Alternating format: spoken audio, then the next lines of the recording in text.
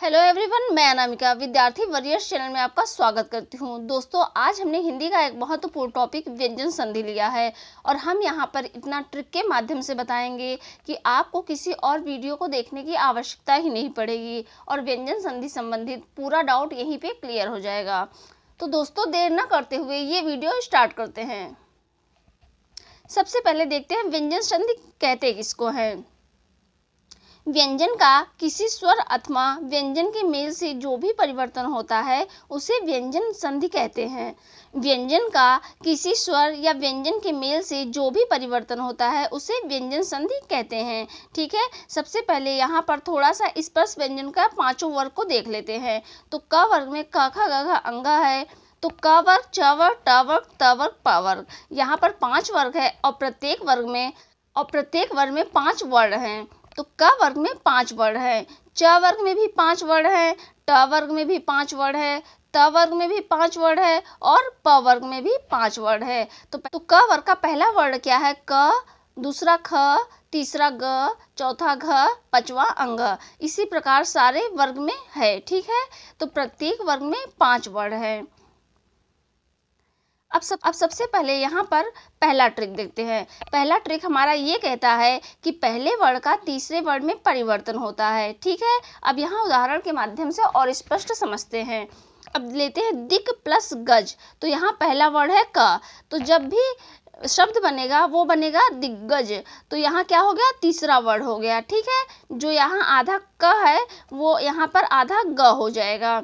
अच प्लस अंत, तो यहाँ आधा च है तो यहाँ पे तीसरा वर्ण आ जाएगा ज। दिक् प्लस अंत, तो पहला वर्ण क्या है? क, जब शब्द बनेगा तो ग आ जाएगा जो कि तीसरा वर्ण होगा। अब यहाँ पर पहला वर्ण है ट और यहाँ पर तीसरा वर्ण है ड। ठीक है, दिग्गज, दिग् प्लस गज। अच प्लस अंत अजंत, दिक् प्लस अंत दिगंत, सट प्लस आनन सडानन। ठीक है, अब आपको ये समझ में आ गया होगा कैसे पहले वर्ण का तीसरे वर्ण में परिवर्तन होता है। दिक् प्लस गज दिग्गज, अच प्लस अंत अजंत, दिक् प्लस अंत दिगंत, सड प्लस आनन सडानन।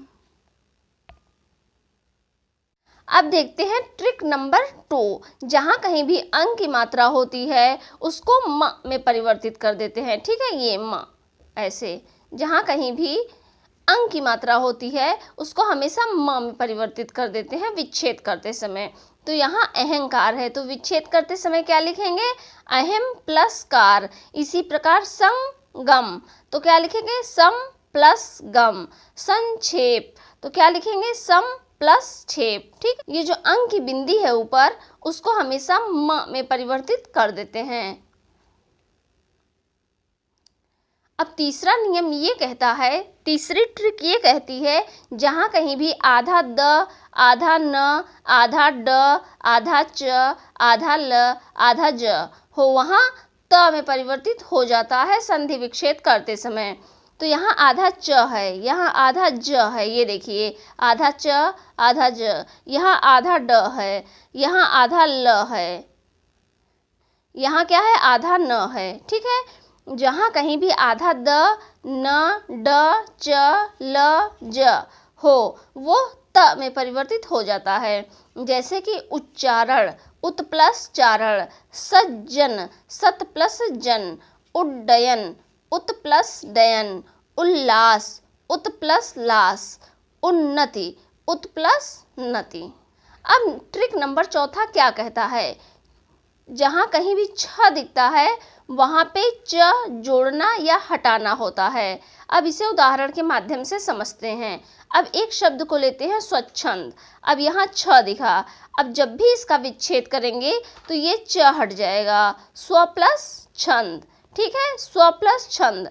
और जब भी स्व प्लस छंद को जोड़ेंगे तो यहाँ पर च जुड़ जाएगा। मतलब अगर एग्जाम में ये दे देता है स्व प्लस छंद, ठीक है, इसका संधि क्या बनेगा? तो कई ऑप्शंस उसमें देंगे, 4 ऑप्शंस उसमें देंगे। उसमें जहाँ भी आधा च आपको जुड़ा हुआ दिखे वो ऑप्शन सही हो जाएगा। मतलब जहाँ कहीं भी छ दिखे विच्छेद करते समय च को हटा देना है और अगर जहाँ कहीं भी छ देखे उसका संधि बनाते समय च को जोड़ देना है। ठीक है, इसी प्रकार देखते हैं अनुच्छेद। ठीक है, यहाँ च को हटा देते हैं। अनु प्लस छेद, परिच्छेद, परि प्लस छेद। ठीक है, अगर ये दे दिया परि प्लस छेद, अब इसको कैसे जोड़ेंगे? तो आप सीधा सीधा उसमें च जोड़ दोगे। ठीक है, परिच्छेद। जहाँ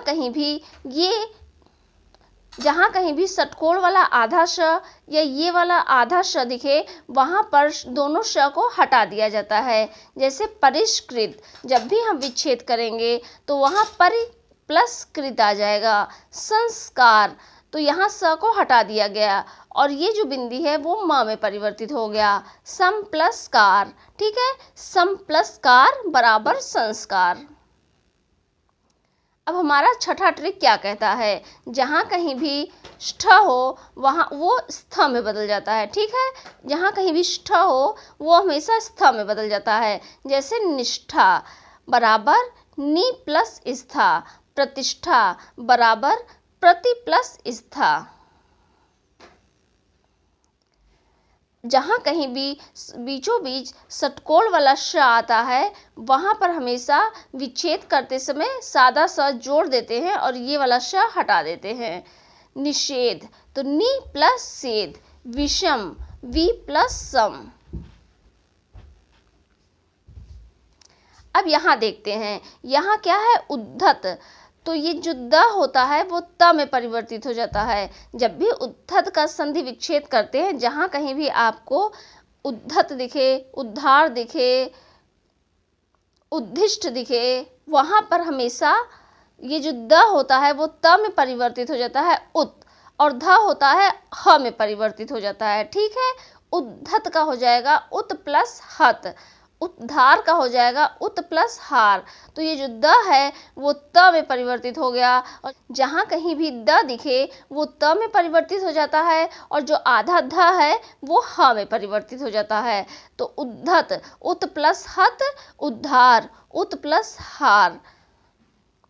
तो दोस्तों, ये वीडियो अगर आपके लिए ज़रा सा भी हेल्पफुल रहा हो तो इसे लाइक करें, शेयर करें, सब्सक्राइब करें। सब्सक्राइब करने से हमारा जो भी वीडियो अपलोड होगा वो सीधा आप तक पहुंचेगा।